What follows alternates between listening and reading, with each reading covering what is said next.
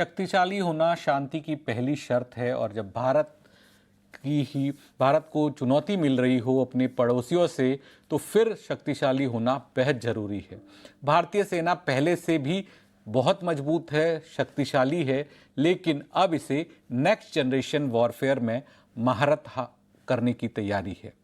15 साल का road map तैयार है जिसमें अरबों रुपए खर्च होंगे और जिससे मॉडर्न वेपन से सेना को लैस किया जाएगा।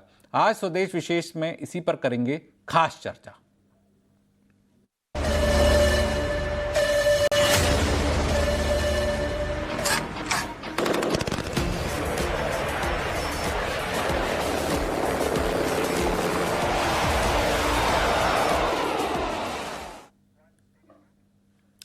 नमस्कार, आप देख रहे हैं ईटी नाउ स्वदेश और मैं हूं अनुराग शाह। हाईटेक युद्ध लड़ने से सशस्त्र सेना की योजना है, दुश्मनों को हर युद्ध में ढेर करने की तैयारी है। तो इसी पर आज हम जो बात करने वाले हैं, भारत ने अपने डिफेंस के लिए 15 साल का रोड मैप तैयार किया है जिसमें मॉडर्न वॉरफेयर और नेक्स्ट जनरेशन वॉर पर फोकस होगा। अरबों के खर्च से सेना के तीनों अंगों को मॉडर्न हथियार मिलेंगे, मौजूदा वेपन और घातक बनाए जाएंगे।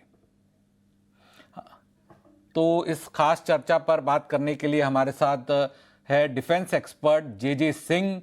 इसके अलावा हमारे साथ है Ratan Srivastava, non resident fellow Atlantic Council, और हमारे साथ है उत्पल खोत जो कि एआई एक्सपर्ट है।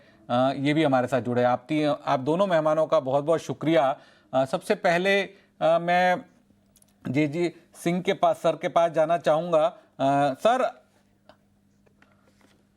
बिल्कुल, लेकिन उससे पहले हमारी जो सहयोगी है कनिष्का सरकार पूरे प्लान को बता रही है। इस 15 साल का जो रोड मैप है उस पर क्या विशेष बातें हैं, तो ये बताने के लिए हमारे साथ जुड़ रही है कनिष्का सरकार। कनिष्का, बताइए और क्या डिटेल्स है, कितना बड़ा डेवलपमेंट है ये डिफेंस सेक्टर के लिए? बिल्कुल, भारत की सुरक्षा तैयारियों की एक बड़ी खबर आई है। ऑपरेशन सिंदूर की सक्सेस के बाद रक्षा मंत्रालय ने एक 15 ईयर रोड मैप प्लान किया है जिसका मेन फोकस है मॉडर्न वॉरफेयर और टेक्नोलॉजी। इस रोड मैप में शामिल है नेवी के लिए न्यूक्लियर प्रोपल्शन और एक नया एयरक्राफ्ट कैरियर, साथ ही इलेक्ट्रोमैग्नेटिक लॉन्च सिस्टम। सेना को मिलेंगे 150 स्टेल्थ ड्रोन्स जो सुपरसोनिक स्पीड से उड़ने की क्षमता रखते हैं और 500 हाइपरसोनिक मिसाइल्स के साथ इनका डिटेक्शन सिस्टम। इसके अलावा आर्मी को मिलेंगे 400 हल्के टैंक्स पहाड़ी ऑपरेशंस के लिए और 1800 नए बैटल टैंक्स भी। साथ ही लेजर और इलेक्ट्रोमैग्नेटिक वेपन्स भी तैनात किए जाएंगे जिसका इस्तेमाल सैटेलाइट्स के खिलाफ भी हो सकता है। ये एक बहुत ज़रूरी डेवलपमेंट है, स्पेशली जो हमने ऑपरेशन सिंदूर के टाइम देखा। उसके बाद ये जो 15 ईयर रोड मैप है एक बहुत ही सिग्निफिकेंट डेवलपमेंट है। और सबसे बड़ी बात ये है, भारत अब स्पेस टेक्नोलॉजी पर भी जोर दे रहा है, सैटेलाइट साइबर सिक्योरिटी, सर्विसिंग और रिफ्यूलिंग सिस्टम्स के साथ साथ। तो ये सब दिखाता है कि भविष्य में भारत की सेना का जो व्यू है, जो फोकस है, वो एआई, ड्रोन्स और लेजर वेपन्स पर ज़्यादा रहेगा। बहुत बहुत शुक्रिया कनिष्का इस पूरी जानकारी के लिए। तो बड़ा गेम चेंजर डेवलपमेंट है डिफेंस सेक्टर के लिए। तो सबसे पहले मैं जाऊंगा जे सिंह सर के पास। सर, आपसे ही समझना चाहूँगा, भारत के 15 साल का जो रक्षा रोड मैप का जो फोकस है, किन मॉडर्न तकनीकों पर है, किन टेक्नोलॉजीज पर है, अगर आप हमारे दर्शकों को बता पाए, और ये कितना बड़ा डेवलपमेंट है आपके मुताबिक जो कि हम अगले 15 सालों तक के लिए एक बड़ा रोड मैप तैयार कर रहे हैं? Thank you for having me on your channel.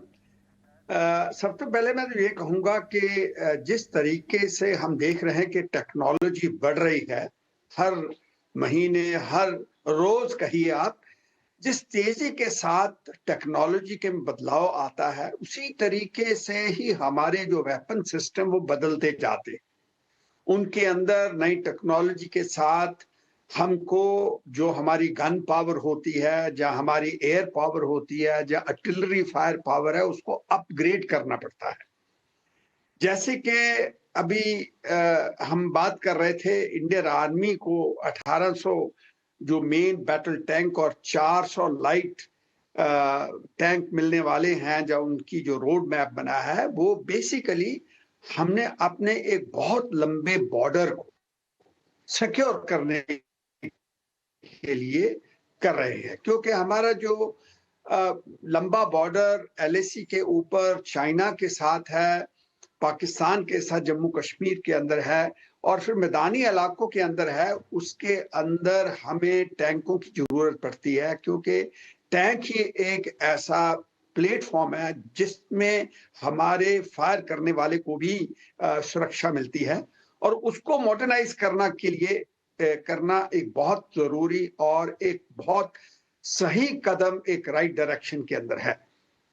तो इसके साथ हम ये भी देख रहे हैं कि हमें बहुत से एरियल सिस्टम्स भी मिल रहे हैं, अनमैन, जिसे यूएवीज कहते हैं, ड्रोन्स कहा जाता है, जो आजकल बैटल के जहाँ लड़ाई के डायनेमिक्स हैं वो चेंज हो चुके हैं। आपको पता होगा कि आजकल पायलटलेस एरियल वेसल के ऊपर से लड़ाई होती है, बीवीआर जिसे बियॉन्ड विजुअल रेंज कहते हैं, वैसे प्लेटफॉर्म्स फायर किए जाते हैं, जैसे कि हमने ऑपरेशन सिंदूर के तैयार अंदर करने के पीछे जो मकसद है, ये आपसे समझना चाहूंगा कि जो ऑपरेशन सिंदूर से जो मिले अनुभव है, उसमें दिखे भारत का दम को और दमदार बताने के लिए ये प्लानिंग की जा रही है।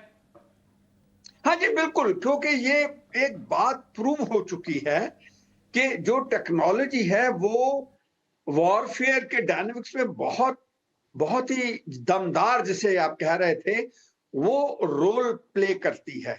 तो इसीलिए मैं जो देख रहा हूं कि जो इस टाइम हमारा जो एम्फेसिस है वो ज्यादा टेक्नोलॉजी बेस्ड है, क्योंकि हमारे पास मॉडर्न टेक्नोलॉजी अपने इंडिजीनियस भी है, और साथ हम खास करके इजराइल से या दूसरे कुछ वेस्टर्न देशों के साथ, जैसे जर्मनी हुआ, जहाँ फ्रांस हुआ, उनसे लेकर भी उनके साथ हमारा जो कोऑपरेशन है वो उसके वेरियस एग्रीमेंट्स के नीचे भी हम मेरे साथ रतन श्रीवास्तव सर भी जुड़ गए। रतन जी, मैं सर आपसे यही समझना चाहूंगा, जिस तरह से चीन ने अपनी विक्ट्री डे परेड में अपनी कई एडवांस वेपन का प्रदर्शन किया, जो कि देखा गया, और इसे देख करके भारत को और कैसी बड़ी तैयारी करनी चाहिए? Thank you for having me on this show. And अभी जैसे कमोडोर सिंह ने आपको बताया कि टेक्नोलॉजी बढ़ती जा रही है और टेक्नोलॉजिकल रिक्वायरमेंट्स के हिसाब से हमको अपने नए वेपन्स एक्वायर करने पड़ते हैं। मैं इसमें आपके चीन के बारे में जवाब देने के पहले थोड़ा सा ये बोलना चाहूँगा कि जो टेक्नोलॉजी है वो टैक्टिकल रिक्वायरमेंट्स और स्ट्रैटेजिक रिक्वायरमेंट्स को फॉलो करती है।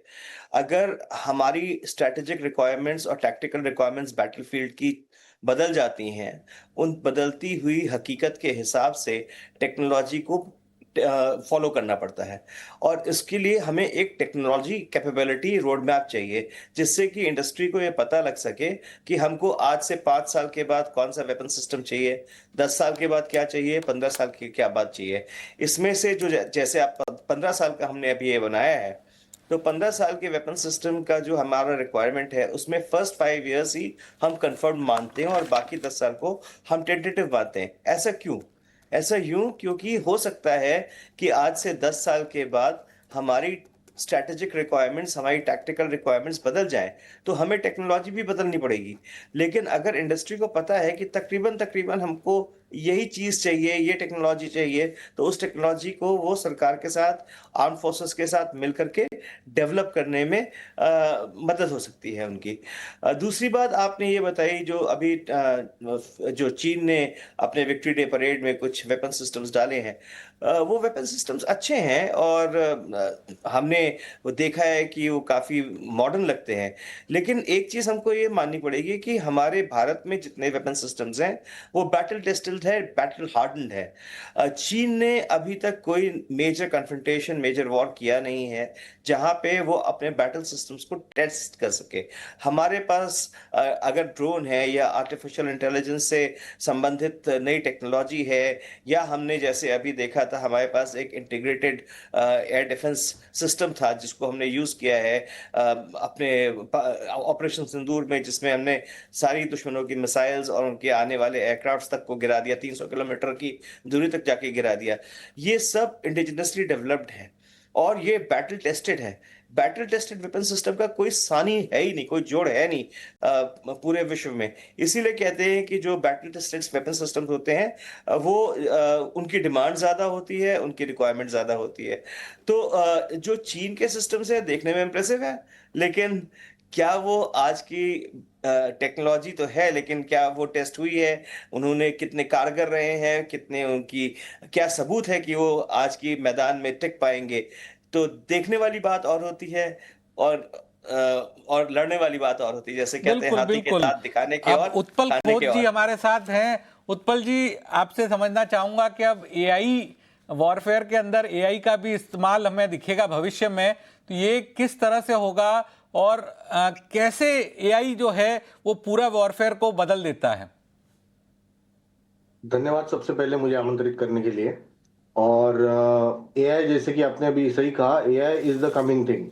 मतलब एआई के बिना अभी कुछ भी नहीं चलेगा, चाहे वो सोशल मीडिया हो, चाहे रोजमर्रा की जिंदगी हो, चाहे मॉडर्न वॉरफेयर हो, हर जगह पे आर्टिफिशियल इंटेलिजेंस यूज होगी। उसका सिंपल कारण ये है कि आर्टिफिशियल इंटेलिजेंस एक ही मिली सेकेंड में कई सारे परम्यूटेशन कॉम्बिनेशंस को एट 1 मिली सेकेंड कैलकुलेट करके आपको बता देता है कि क्या संभावना हो सकती है। जैसे अभी हम लोग डिस्कस कर रहे थे कि हमारा एयर डिफेंस सिस्टम है, अगर कहीं से हमला हुआ है तो अगर मैन्युअली मैन्ड है वो, तो उसको टाइम लगेगा समझने को कि ये किस टाइप का मिसाइल आ रहा है, इसको कैसे इंटरसेप्ट किया जाए। लेकिन एआई जनरेटर जब होता है तो वो सारी विकल्पों को कैलकुलेट करके बेस्ट उसको डिफेंड कैसे किया जा सकता है वो बता देता है। साथ ही साथ ये मिसाइल कहां से छोड़ा गया है, कितने किलोमीटर दूर है, उसको हम नेस्तनाबूद कर सकते हैं या नहीं, उसके लिए हमारे एंड से कौन सी फायरिंग होनी चाहिए, ये सारी चीजें एट अ टाइम आपको साइमल्टेनियसली बता के ना सिर्फ उसको वो डिफेंड करने में कामयाब रहता है, but at the same time सामने वाले टारगेट को डिस्ट्रॉय भी कर देता है। तो ये एआई टेक्नोलॉजी से संभव हो पा रहा है और अभी ये बहुत नेसेंट स्टेज में है। अभी तो शुरुआत हुई है एआई की। आने वाले 15 सालों की अगर हम बात करें तो बहुत इसमें डेवलपमेंट आएगी दोनों तरफ से। मतलब अटैक करने वाला भी और डिफेंड करने वाला भी अपने अपने तरीके से एआई को यूज करेगा। एंड आगे चल के 110% एआई के ऊपर बहुत ज्यादा हमारी दारोमदार रहेगी, चाहे वो एयर डिफेंस हो, नेवल डिफेंस हो, या फिर आर्मी से रिलेटेड हो, सब जगह पे एआई यूज होगा। बिल्कुल। सिंह सर, मैं आपके पास आना चाहूंगा। जिस तरह से पाकिस्तान से बढ़ती चुनौती और टू फ्रंट वॉर की चुनौती को देखते हुए आपको लगता है कि ये जो रोड मैप है एक बहुत बड़ा मजबूत विकल्प बनेगा? जी बिल्कुल। क्योंकि जैसे मैंने पहले कहा कि हमारी जो बॉर्डर है, लैंड का बॉर्डर है, वो बहुत लंबा है, कोई 8,000 किलोमीटर के पास पड़ जाता है अगर दोनों देशों को मिला के इनका बॉर्डर देखा जाए। और साथ में जैसे अगर हम अपनी कोस्ट लाइन को भी जोड़ दें तो 7,500 किलोमीटर पड़ जाता है east west coast of India. और साथ में 1200 के पास हमारे पास आइलैंड्स हैं जिनकी डिफेंस की जरूरत है। और फिर ये देखिए कि पाकिस्तान ने जो चाइना के साथ मिलके गवादार पोर्ट बना रखी है, जो भी हमारे एक अगेंस्ट ही है कहा जाए, क्योंकि वहां पे उसने सबमरीन्स रखी हुई, वॉरशिप्स रखे हुए हैं। इधर कराची साथ पड़ती है बिल्कुल 100-150 किलो नॉटिकल माइल्स पे, उसके अंदर उसने अपनी जो शक्ति है पानी की वो बढ़ा रहा है। और इतना बड़ा जो हमारा वेस्टर्न जिसको हम कहते हैं सी बोर्ड, अरेबियन सी, इंडियन ओशन रीजन, इसकी डिफेंस के लिए हमें एयरक्राफ्ट कैरियर जैसे कभी रोड मैप के अंदर आ चुका है, और इसके अंदर सबमरीन्स भी आ जाएंगी, सरफेस 10 डिस्ट्रॉयर्स हैं। ये सभी जो प्रोग्रामिंग या प्लानिंग चल रही है, ये प्लानिंग सीवर्ड साइड से जो थ्रेट आती है और जो हमें लैंड और एयर साइड से आती है, इन सबको मिलाकर ये रोड मैप बना दिया गया है। और मैं समझता हूँ कि ये बहुत ही एक समझदारी का एक बड़ा वाइज स्टेप कहा जा सकता है, क्योंकि आने वाले समय में जैसे टेक्नोलॉजी बढ़ेगी, हमारे टैक्टिकल जो तौर तरीके होते हैं और साथ में जो लड़ाई के तरीके हैं वो बदलते रहते हैं। और आजकल तो एआई आ चुकी है, उसको देखते हुए हमने अपने देश के अंदर थिएटराइजेशन का भी सोचा हुआ है कि हर एक थिएटर के अंदर तीनों जो सर्विस है उसको इंटीग्रेट करके एक ऐसी फोर्स बनाई जाए जिसके साथ जितनी जल्दी हो सके हम दुश्मन के किसी भी गलत इरादे का सामना कर सके। और मैं कहूंगा कि ऑपरेशन सिंदूर के अंदर हमें बहुत लेसन्स मिले हैं और बहुत सी उपलब्धियां भी मिली हैं, और हमने समझा है कि जैसे एआई हुआ और ये टेक्नोलॉजिकल एडवांस जो हमारे पास नेक्स्ट जनरेशन एयरक्राफ्ट्स की जरूरत हमने समझी है, क्योंकि अगर मैं इसकी उदाहरण दूं, जो न्यूक्लियर साइट्स के ऊपर ईरान के अंदर उन्होंने 5th जनरेशन अपने वो जो स्टेल्थ बॉम्बर्स लेके अमेरिका ने बम्बार्डमेंट की थी, वो पकड़ में नहीं आते, वो रेडार के पकड़ में बिल्कुल नहीं आते। और वो भी एक मैं समझता हूं कि बहुत जरूरत है हमारे देश की एयरफोर्स के लिए। तो 5th जनरेशन टेक्नोलॉजी के अंदर ये सब स्टेल्थ शिप्स हुए, स्टेल्थ फाइटर्स हुए, फिर उसके बाद स्मार्ट बम्बिंग्स जो मतलब कि ऐसे एमुनेशन हमारे पास हों जो हम अपने टैंकों से, आर्टिलरी गन फायर से फायर कर सके, जो अपने आप, जिसे स्मार्ट बम कहते हैं, अपने आप टारगेट के ऊपर लगे, एक्यूरेसी बढ़े, प्रिसीजन बढ़े। और मैं समझता हूं कि जो एक आदमी का रोल है, जो पहली फौज कन्वेंशनल हमारी पहले फौज के अंदर जरूरत पड़ती थी बहादुरी की, और जिसे कहते हैं, वो सिर्फ वहां तक पहुंच जाएगी जहां तक ऑक्यूपेशन ऑफ एनिमी टेरिटरी भी आती है, क्योंकि वहां पे हमें इन्फेंट्री चाहिए। जब तक हम उसको अपने कब्जे में नहीं लेंगे तब तक तो हम उसको अपना नहीं कह सकते। तो इसीलिए ये आर्मी की जो इन्फेंट्री होती है, जो आर्मी है, उसकी जरूरत है, उसके अंदर भी फिर हमें टेक्नोलॉजी की जरूरत पड़ेगी। और जैसे आप आर्मी की बता रहे हैं, जरूरत आप है। अपनी स्क्रीन के ऊपर ये वेरियस जो रोड मैप के अंदर प्लानिंग की गई है, मैं समझता हूँ ये एक बहुत ही आने वाले समय बिल्कुल में जरूरत है, समय की जरूरत है, आर्मी को, हमारी सेना को इक्विप करने की जरूरत है, इसीलिए रोड मैप तैयार किया गया है। लेकिन वक्त तो चला एक ब्रेक का, ब्रेक के बाद तुरंत हाजिर होते हैं और इस चर्चा को आगे बढ़ाएंगे।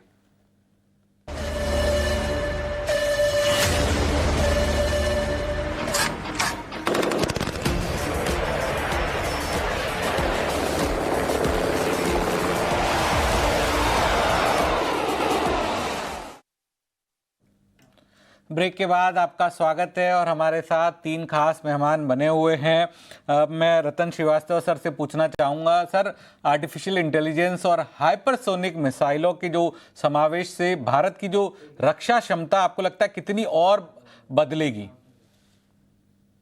हाइपरसोनिक मिसाइल्स और एआई के बारे में जैसे अभी बताया, खुद साहब ने भी आपको थोड़ा सा डिटेल में बताया, क्योंकि AI is a force multiplier, अगर हम उसको डिफेंस की लैंग्वेज में बोले तो। अगर हमारे पास एक फोर्स मल्टीप्लायर है जो ये कर सकता है काम जो हम मैन्युअली नहीं कर सकते हैं, या हमें वो मदद करता है किसी भी तरह से युद्ध क्षेत्र में, तो उसको हम कोई भी चीज जो हमें इस क्षेत्र में मदद करती हो जो हम मैन्युअली नहीं कर पाए, उसको हम फोर्स मल्टीप्लायर करते हैं।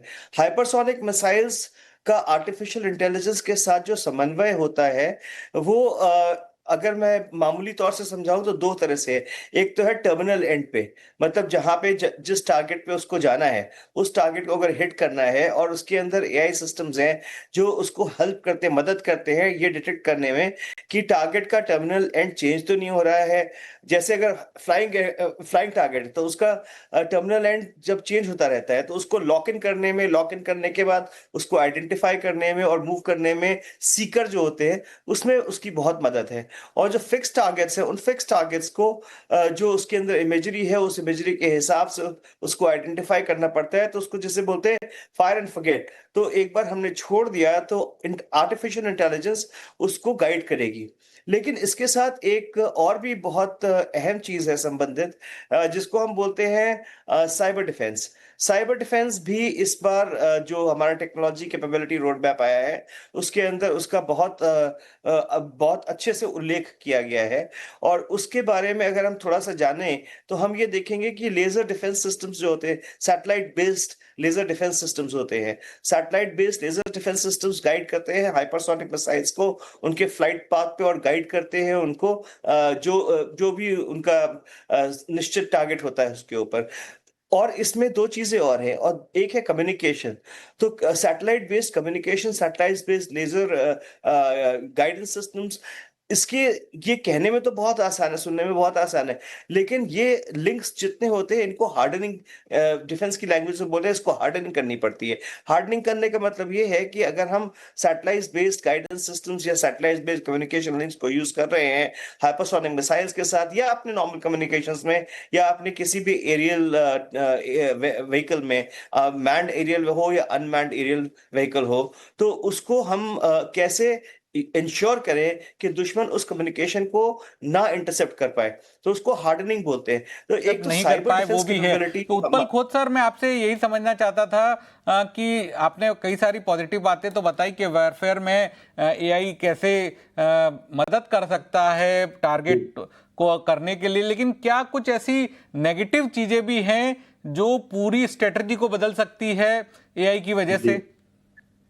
जी, अभी सबसे पहले तो एआई पर आप कितना स्पेंड कर रहे हैं, डिफेंस पे कितना स्पेंड कर रहे हैं, और आप कितनी प्रिसिशन और सटीकता चाहते हैं। जैसे अभी आपने देखा होगा कि इजराइल ने जब भी कुछ अटैक्स करे हैं तो उन्होंने कई किलोमीटर दूर एक बिल्डिंग में, एक पर्टिकुलर घर के अंदर, एक पर्टिकुलर रूम को टारगेट किया, और वो एक्सप्लोजन इतना कंट्रोल था कि सिर्फ वो रूम में ब्लास्ट हुआ, वहां पे जिस व्यक्ति को मारना था उसी व्यक्ति को मारा गया। तो ये होता है एआई का सपोर्ट, अगर आप इसको पॉजिटिव तरीके से यूज करें तो। लेकिन जो बदमाश देश है, अगर इसको गलत तरीके से यूज करेंगे या ये टेक्नोलॉजी डेवलप करके वो अपने पास ले लेंगे, सो दे में use it in civilian area.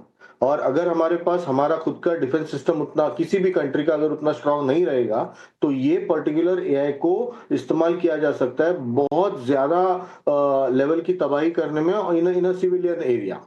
तो जिस तरह से भारत सोचता है या बाकी प्रगतिशील देश सोचते हैं कि हम सिर्फ दुश्मन के पर्टिकुलर जैसे भी हमने टेररिस्ट कैंप्स डिस्ट्रॉय किए, हम बहुत सटीक मार करके, हमने किसी भी सिविलियन कैजुअलिटी का हमने ना कभी सोचा, ना इंडिया ने कभी उस बारे में कभी प्लान किया हुआ है। बट जरूरी नहीं है कि हर देश ऐसा सोचे, तो इसलिए हमको हमारा डिफेंस बहुत मजबूत करना पड़ेगा, ताकि इस तरह से कोई अगर बदमाश देश हमारे पास उस तरीके से देखे, तो हमारा डिफेंस सिस्टम इतना मजबूत होना चाहिए कि सिविलियंस पे इसका अटैक नहीं हो। क्योंकि एआई को डेफिनेटली यूज किया जा सकेगा इन फ्यूचर सिविलियंस में ज्यादा से ज्यादा तबाही मचाने के लिए, ताकि सामने वाला देश जल्दी नेगोशिएशन के लिए तैयार हो जाए। तो ये कुछ देश डेफिनेटली इस्तेमाल करेंगे, और आने वाले 4-5 सालों में जब एआई बहुत ज्यादा डेवलप होगा तो डेफिनेटली यस, कुछ देश तो इसका गलत इस्तेमाल करेंगे। इसलिए हमको we have to be aligned and at par with the technology. We should learn everything every day, and मेरे ख्याल से इंडिया बहुत अच्छे कदम उठा रहा है इस मामले में। मिनिस्ट्री ऑफ डिफेंस बहुत तगड़ा काम कर रही है, एंड जो 15 साल का रोड मैप बनाया हुआ है ना, वो इन्हीं चीजों को प्लान करके किया हुआ है। बहुत सारे एक्सपर्ट्स है जो इसमें जुड़े हुए हैं, तो हर चीज, हर मोमेंट पे इनको डेवलपमेंट जो हो रही है एआई की, वो दी जाएगी, ताकि कोई भी हमारे अगेंस्ट इसका गलत इस्तेमाल नहीं कर सके। बिल्कुल गलत इस्तेमाल नहीं कर सके, इसको लेकर और टेक्नोलॉजी को मजबूत करना होगा। आखिर में सिंह सर, आपसे संक्षिप्त में जानना चाहूंगा कि जिस तरह से चीजें बदली है ओवर द इयर्स, इसमें साइबर और स्पेस युद्ध को शामिल करना क्यों आपको लगता है कि बहुत बहुत बहुत जरूरी हो गया है? हाँ जी, बिल्कुल, आपने बहुत सही बात की है।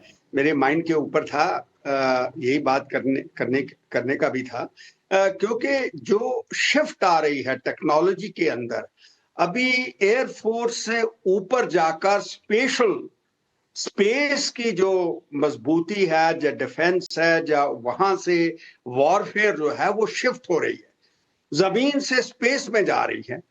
और उसको तरफ हमें बहुत ध्यान देना पड़ेगा। ये मैं समझता हूँ जो 15 साल का रोड मैप है, इसके अंदर जरूर कोई ना कोई ऐसी सुविधा भी बनाई जा रही होगी जो हम स्पेस के अंदर अपने इंडिया के ऊपर जो स्पेस है उसको सिक्योर कर पाए। क्योंकि जैसे चाइना ने अपने शुरुआत में, जैसे आपने कहा, उसने एक बहुत बड़ा प्रदर्शन किया, पावर प्रोजेक्शन बहुत ही जबरदस्त था।